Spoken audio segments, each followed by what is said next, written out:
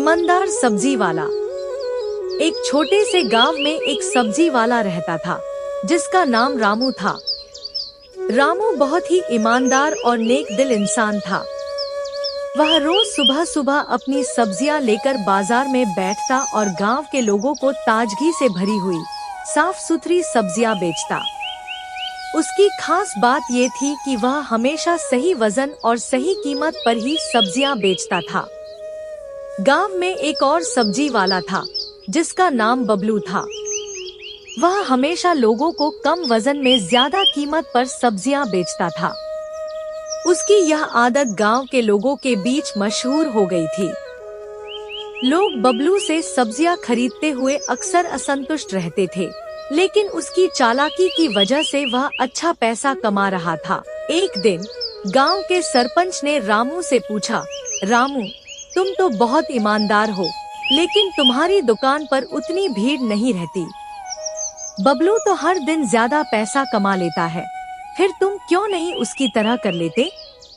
रामू ने मुस्कुराते हुए जवाब दिया, सरपंच जी, मुझे पैसों से ज्यादा अपनी ईमानदारी और संतोष की चिंता है।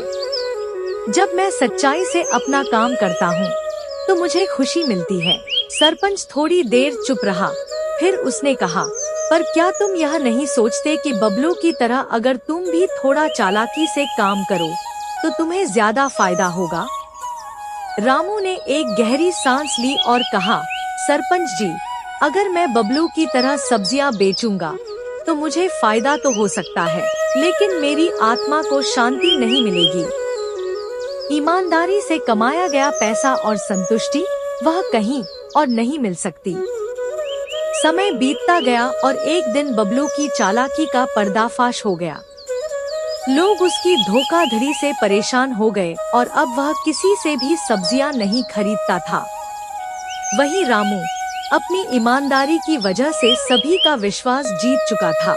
धीरे धीरे उसकी दुकान पर भी भीड़ बढ़ने लगी और वह खुश था क्योंकि उसने जो रास्ता चुना वह सच्चा और सही था।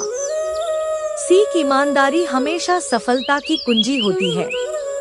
जो लोग सच्चाई से चलते हैं, वे अंत में हमेशा खुश रहते हैं।